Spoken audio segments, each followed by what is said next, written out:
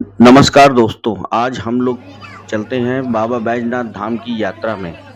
झारखंड के देवघर में स्थित बाबा बैजनाथ धाम का मंदिर पौराणिक कथाओं के अनुसार लंकापति रावण ने हिमालय में शिव जी की तपस्या करी और उनसे कहा कि आप मेरे साथ लंका चलिए।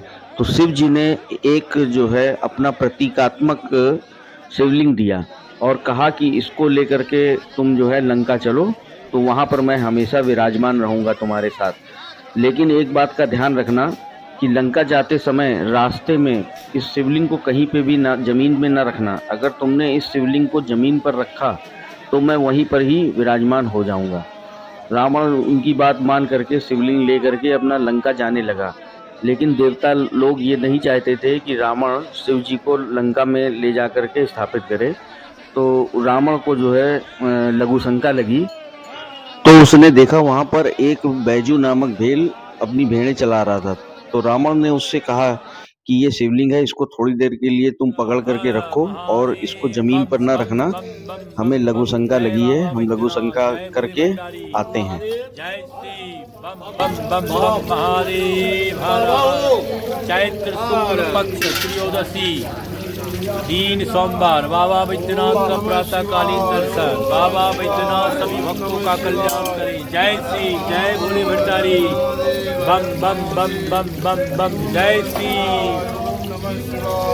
शिव शिव रटे संकट कटे शिव नाम का ओम नमः शिवाय। जय शिव जय भोले भंडारी बम बम महादेव बम बम बम बम बम बम शिव हो शिव शिव शिव शिव शिव शिव बम बम हर हर जय कैलाशपति।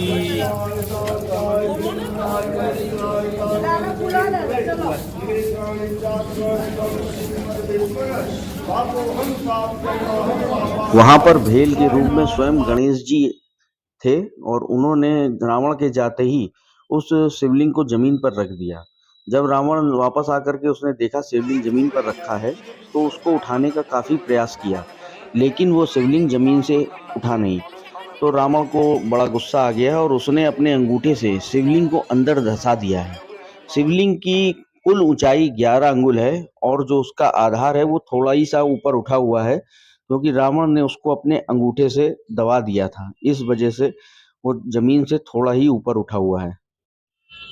इस मंदिर की महत्ता इसलिए और भी बढ़ जाती है क्योंकि यहाँ पर शक्तिपीठ भी है।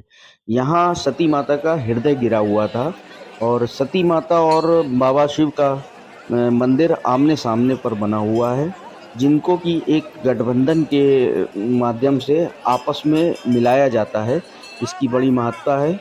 लोग यहाँ पर आकर के एक धागा बांधते हैं, जो कि बाबा शिव मंदिर से लेकर के माता पार्वती के मंदिर तक जाता है। तो गठबंधन बांधा जाता है, तो उसमें ये मान्यता है कि बाबा शिव को पार्वती जी से मिलाया जा रहा है। यहाँ पर इस मंदिर के निर्माण से संबंधित कोई भी तत्व नहीं मौजूद है। किसी को भी ये नहीं मालूम है कि इस मंदिर का निर्माण किसने और कब किया था।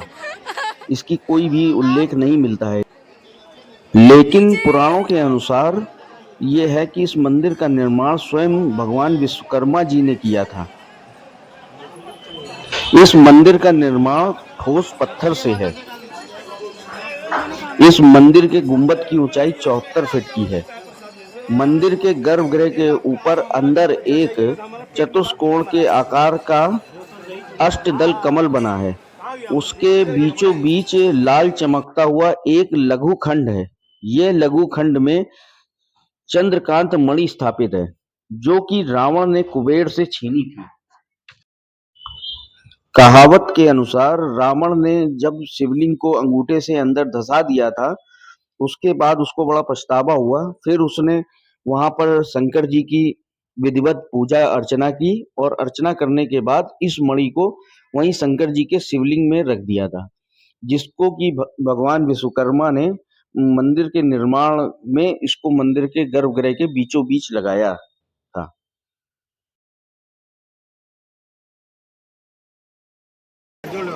श्री महादेव महात्मानं महायोगी महेश्वर महापाप हरं देव मकाराय नमो नमः नमः शिवाय शांताय कारनेत्र हेतवे नवेद्यानि जात्वानं त्वंगति परमेश्वर मंत्रहीनं क्रियाहीनं भक्तिहीनं सुरेश्वर यत्पुदितं मया देवं तदस्तमे परमेश्वर ओम पूर्वोत्तरे प्रज्वलिका निधाने सदा वसंतं गिरिजा समेतं सुरासुरारार्दित पाद पद्मं श्री वैद्यनाथं तमहं नमामि।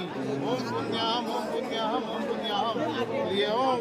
सौराष्ट्रे रामनाथं च श्रीशैले मल्लिकार्जुनं उज्जन्यां महाकाल ओंकार कमलेश्वरं अरल्यां वैद्यनाथं च दाकिन्यां भीमशंकरं सेतुबन्धे रामेशं नागेशं दारुकावने वाराणस्यां विश्वेश्वरं त्र्यंबकं गौतमीतटे हिमालये तु केदारं यस्मिन् च शिवालये एतानि ज्योतिर्लिंगानि सायंकालात् मधेन्द्र सप्तजन्म इदं पापं विनश्यन्ति तदागत।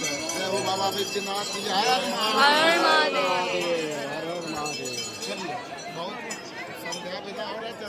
यहाँ पे रात में होने वाली शिवलिंग की पूजा में चंदन का लेप किया जाता है बाबा के ऊपर, और कहा जाता है कि रात भर वही जो चंद्रकांत मणि है उससे मणि से रात भर बाबा के ऊपर पानी की बूंदें टपकती हैं, और सुबह जो है भक्तों की काफी भीड़ लगती है उस चंदन को लेने के लिए, क्योंकि मान्यता ये है कि उस चंदन का लेप शरीर में लगाने से हर प्रकार के रोगों से मुक्ति मिल जाती है। पहले तो यहाँ के जो पुजारी थे उन्होंने बताया कि चंद्रकांत मणि से बाबा के ऊपर जल गिरता हुआ दिखता था, लेकिन लोगों ने उस जल को छूने का प्रयास किया और बाबा के ऊपर हाथ लगा करके देखा कि वो जल डायरेक्ट मेरे हाथ में गिर जाए, तो उसके बाद से जल गिरना दिखना बंद हो गया। लेकिन अभी भी मान्यता यही है कि रात में जल, जब बाबा का मंदिर बंद हो जाता है तो जल का अभिषेक रात भर बाबा के ऊपर होता रहता है, और वो चंदन जो है वो अमृत बन जाता है, और उसका लेपन शरीर में करने से हर प्रकार के रोगों से मुक्ति मिल जाती है। इसलिए बाबा बैजनाथ धाम को आरोग्यता का प्रतीक माना जाता है कि यहाँ पर जो भी पूजा अर्चना करता है वो जो है आरोग्य रहता है।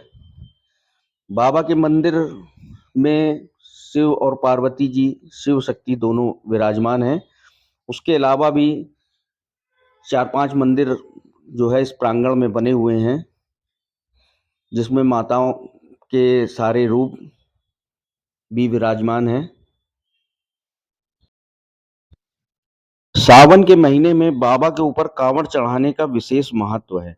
यहाँ से 135 किलोमीटर दूर सुल्तानगंज से गंगा जल भर करके कांवड़ियाँ बाबा के धाम आते हैं सावन में, और यहाँ पर आकर के कांवड़ चढ़ाते हैं। जो कांवड़िया आते हैं उसमें 2 तरीके के होते हैं, एक डाक बम, एक बोल बम। सावन में बाबा के ऊपर जलाभिषेक का विशेष महत्व है। शिव नाम शार बजो बारंबार। ओम नमः शिवाय।